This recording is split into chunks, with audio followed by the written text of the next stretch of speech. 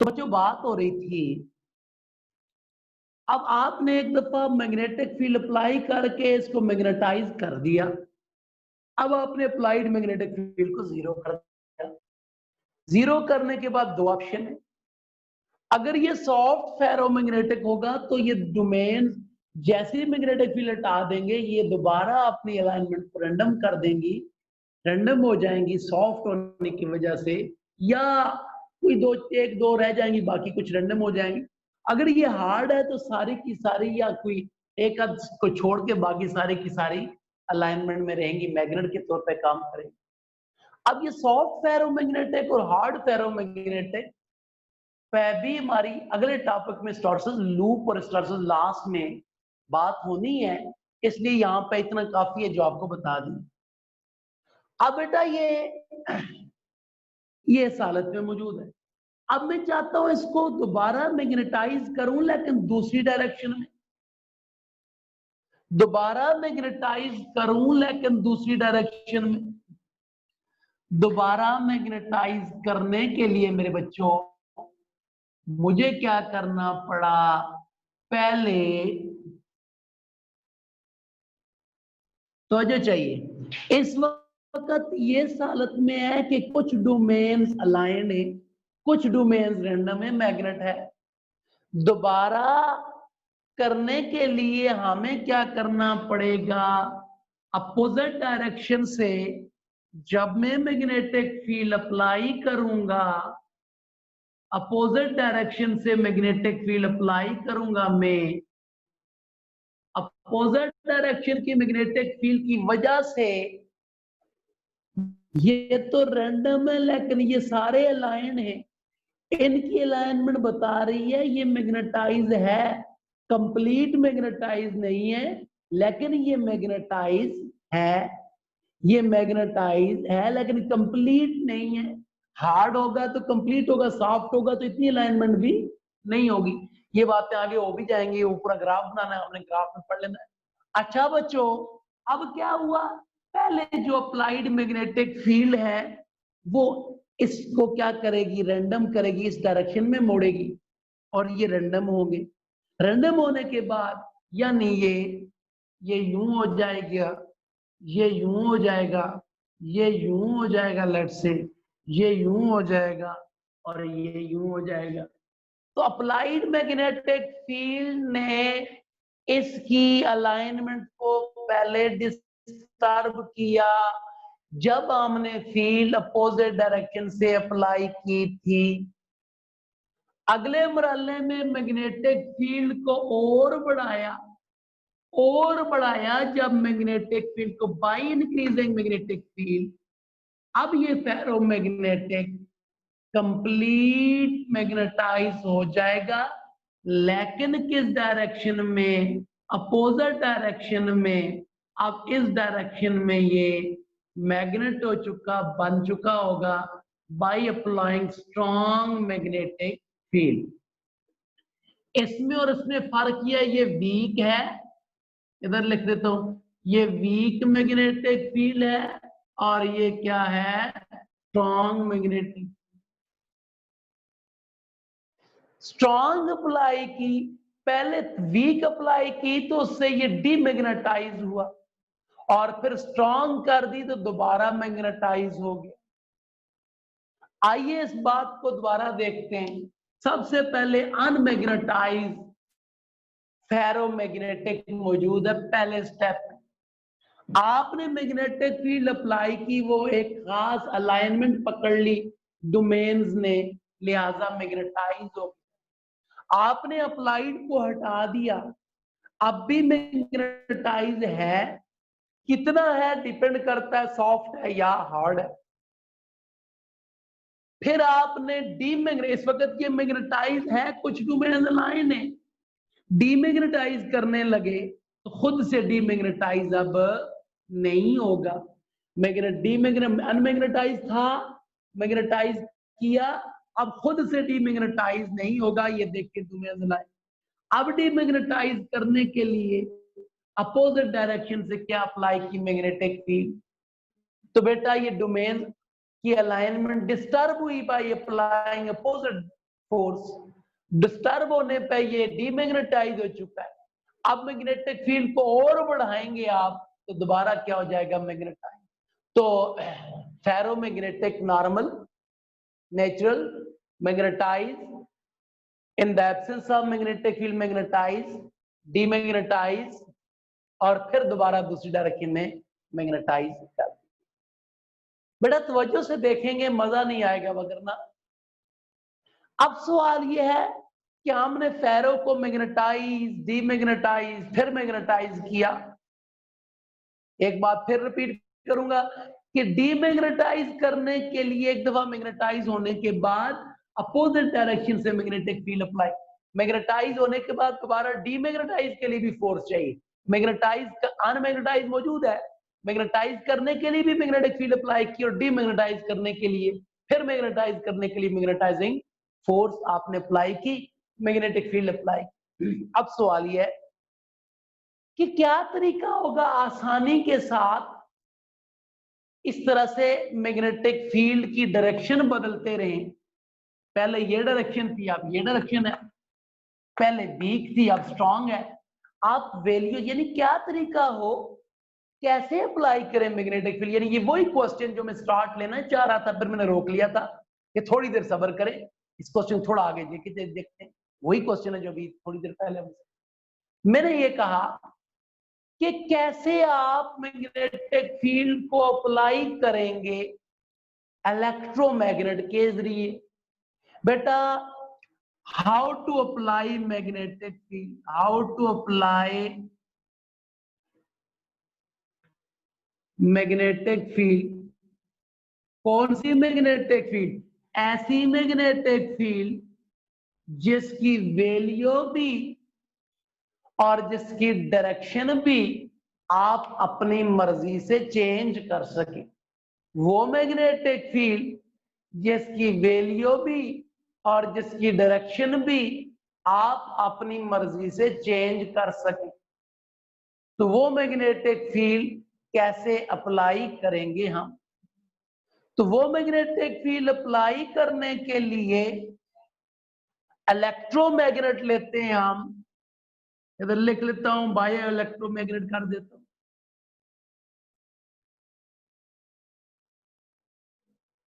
Electromagnet ले लेते हैं हम। इलेक्ट्रोमैग्नेट लेने के लिए बेटा मैंने लास्ट टाइम आपके सामने तारफ रखा सोलेनोइड का थोड़ा सा।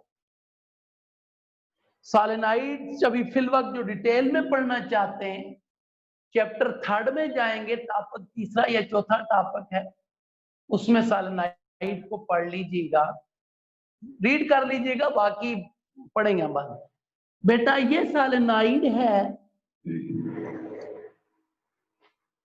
इस सोलेनोइड पे क्या किया मैंने, ये सोलेनोइड बनी, ये कोर है कोई चीज, बेटा इसके ऊपर मैंने वायर बाउंड कर दी।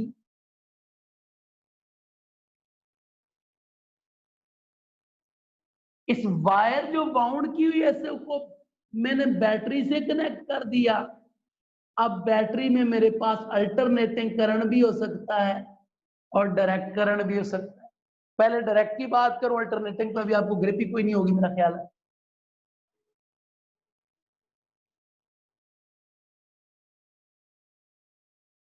अच्छा अच्छा बच्चों, अब इस बैटरी की वजह से करंट फ्लो होगा यूं,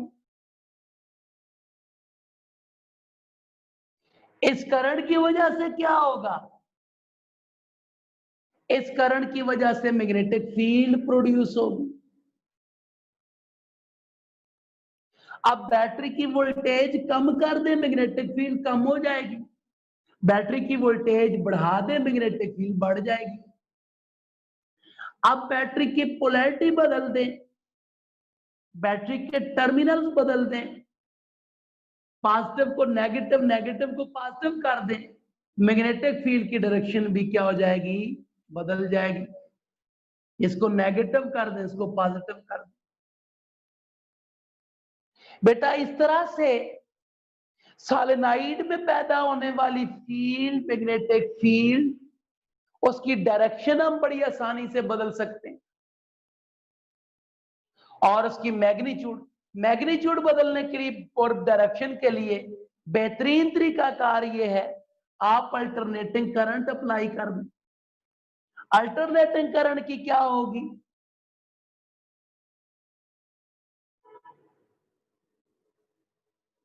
अल्टरनेटिंग करंट की डायरेक्शन क्या होती है? वैल्यू भी बढ़ती जाती है। अल्टरनेटिंग करंट जीरो से वैल्यू बढ़ते बढ़ते मैक्सिमम से कम होते होते जीरो, फिर डायरेक्शन बदल गई, जो पॉजिटिव साइड थी वो नेगेटिव होगी, नेगेटिव थी पॉजिटिव, मतलब करंट पहले इधर जा रहा था अब इधर जाएगा, फिर जीरो से बढ़ते बढ़ते मैक्सिमम से जीरो। पता चला कि आप अल्टरनेटिंग करंट के जरिए आप डायरेक्शन भी बदल सकते हैं और आप मैग्नीट्यूड भी बदल सकते हैं। अब बेटा करंट बढ़ेगा, क्योंकि करंट की वजह से क्या पैदा होती है? Magnetic field. करंट बढ़ेगा तो मैग्नेटिक फील्ड बढ़ेगी, करंट कम होगा तो मैग्नेटिक फील्ड कम होगी, करंट की डायरेक्शन बदलेगी तो मैग्नेटिक फील्ड की डायरेक्शन बदलेगी। तो पता चला ये काम हम ऐसे करते। अब बेटा हम फेरोमैग्नेटिक मटेरियल को, उस स्लेब को हम सोलेनाइड के इनसाइड रख लें, सोलेनाइड के इनसाइड रख लें, ये वो स्लेब है, सोलेनाइड के इनसाइड रख लें और सोलेनाइड के जरिए अप्लाई करें क्या अप्लाई करें? Magnetic field. तो बेटा इधर करंट की डायरेक्शन बदलेगी, इधर करंट की मैग्नीट्यूड बदलेगी, साथ अप्लाइड मैग्नेटिक फील्ड की डायरेक्शन मैग्नीट्यूड बदलेगी। तो बेटा इसके इनसाइड मैग्नेटाइजेशन और डिमैग्नेटाइजेशन होती रहेगी। बेटा इलेक्ट्रोमैग्नेट में मैग्नेटिक फील्ड होती है ड्यू टू करंट। करंट की मैग्नीट्यूड बढ़ाते जाएंगे तो मैग्नेटिक फील्ड की वैल्यू बढ़ती जाएगी, करंट की मैग्नीट्यूड कम करते जाएंगे तो मैग्नेटिक फील्ड की वैल्यू कम होती जाएगी। तो ये था तरीकाकार किस चीज के लिए, कि कैसे ये किया जा सकता है। तो आपकी बुक में एक जुमला लिखा है जिसकी वजह से ये मुझे समझाना पड़ा, वगरना खैर कंफ्यूजन तो फिर भी बाची जाती है समझाना। बुक लिखती है the combination of a current carrying solenoid, the combination of current carrying solenoid and iron bar inside it make a very strong magnet. This is called an electromagnet. और आगे हम आपको आयरन और सोलेनाइड का role ना समझाता तो ये जुमला आप कहते सर ने या तो यहां से वो कर दिया है, ये जुमला बहरहाल आपको समझ ना आता। अब एक जुमले को समझाने के लिए आपके सामने बात कहां से कहां तक जाना पड़ा हमें। तो अब भी अगर किसी को कंफ्यूजन है, बेटा बहुत डिटेल की चीजें हैं, बहुत रेगुलर रहना पड़ेगा, बहुत सीक्वेंस से पढ़ना पड़ेगा और साथ डेली बेसिस की चीजों को, जब तक सच्ची बात है सेकेंडरी अगर पढ़नी है तो रेगुलर और डेली पढ़ेंगे, डेली की चीजों को आप तैयार करेंगे।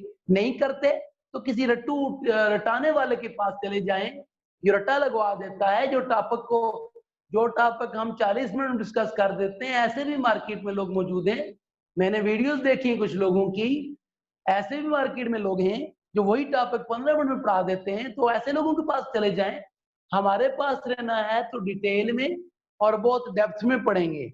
मैं देख रहा था कि मेरा एक लेक्चर जो है प्रेशर ऑफ गैस वाला, मैंने यूट्यूब पर डिलीवर किया और मेरे पूरे 42 मिनट्स लगे, और क्लास में आप लोगों ने पढ़ा है मुझसे 2 लेक्चर्स में जाके मैं कवर करता हूँ, और वही एक बंदे ने यूट्यूब के ऊपर 15 मिनट में पढ़ाया हुआ और बीच में 3 से 4 गलतियां की हुई थी।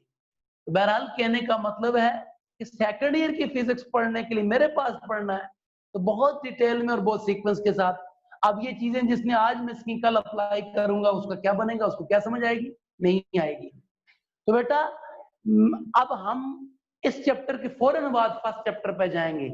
तो बेटा फर्स्ट चैप्टर पे कोई कंप्रोमाइज नहीं होगा, वजह ये बहुत बड़े सीक्वेंस में जाने वाले हैं हम। तो ये था। अब बेटा अगली बात ये है, टाइम बता दो, अगली बात ये है कि फेरोमैग्नेटिक मौजूद है, हम इसका टेम्परेचर चेंज करना चाहते हैं। टेम्परेचर चेंज करने से क्या होगा?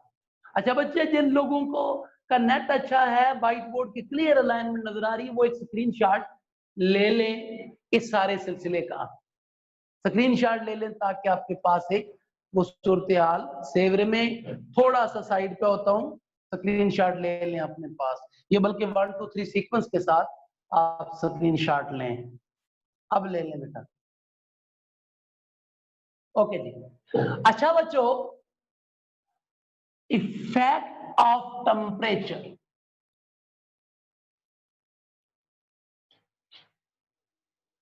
फेरोमैग्नेटिक सब्सटेंस पे टेम्परेचर का क्या इफेक्ट होगा, टेम्परेचर चेंज करने से क्या इफेक्ट होना है बेटा। ये फेरोमैग्नेटिक की वही डोमेन है, सॉरी फेरोमैग्नेटिक की स्लेब है जिसमें डोमेन अलाइन है, कुछ यूं ऐसे बनाया था मैंने पहले उसी बेटा। डोमेन्स में नंबर ऑफ एटम मौजूद हैं,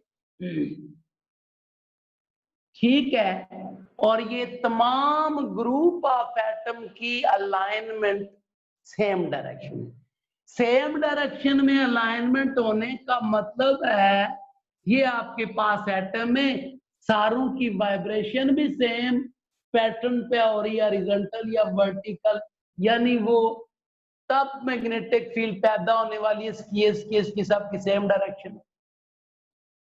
बेटा जब आप टेम्परेचर बढ़ा देते हैं, टेम्परेचर बढ़ाने पे यही एटम डोमेन्स के एनर्जी गेन करेंगे, एनर्जी गेन करने पे एम्पलीट्यूड ऑफ वाइब्रेशन भी बदलेगा और इनकी डायरेक्शन भी रैंडम होगी। जैसे इनकी डायरेक्शन रैंडम होगी तो बेटा तवज्जो चाहिए, तो बेटा डोमेन्स के तमाम एटम जो एक ग्रुप में थे अब वो ग्रुप नहीं रहेगा, वो तकरीबन एक उधर है एक इधर, एक ही यूं वाइब्रेशन एक ही यूं हो जाएगी, एक ही यूं हो जाएगी, तो लिहाजा वाइब्रेशन क्या हो जाएगी, रैंडम हो जाएगी। तो पता चला वाइब्रेशन के रैंडम होने की वजह से अब वो डोमेन सारी की सारे एटम जो पहले सेम डायरेक्शन में थी मैग्नेटिक फील्ड, अब किसी की ऐसे हो जाएगी किसी की ऐसे हो जाएगी, डोमेन ब्रेक हो जाएगी, यानी एटम मैग्नेट रहेगा, मैग्नेटिक फील्ड रहेगी, लेकिन वो जो पूरे ग्रुप की मैग्नेटिक फील्ड सेम डायरेक्शन में थी वो नहीं रहेगी, डोमेन ब्रेक हो जाएगा। यानी आपके पास क्या हो जाएगा, डोमेन ब्रेक हो जाएगा।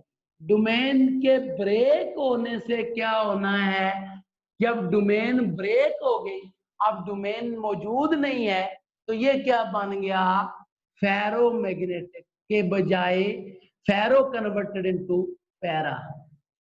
पैरामैग्नेटिक। अब ये फेरो नहीं रहेगा, फेरो क्या बन जाएगा, थोड़ा सा मूव करना, ज्यादा ना, फेरो क्या रह जाएगा, और थोड़ा सा कर लो, फेरो क्या, बस फेरो क्या रह जाएगा, फेरो नहीं रहेगा बल्कि फेरो बन जाएगा, पैरा बन जाएगा। और जिस टेम्परेचर पे, खास टेम्परेचर पे जाके डोमेन ब्रेक होंगी उस टेम्परेचर को क्या कहते हैं, क्योरी टेम्परेचर, और आयरन के लिए वो टेम्परेचर है 750 डिग्री सेंटीग्रेड। बेटा फेरो की जो बेहतरीन एग्जांपल है वो है आयरन और स्टील, ये बेहतरीन एग्जांपल है फेरो की।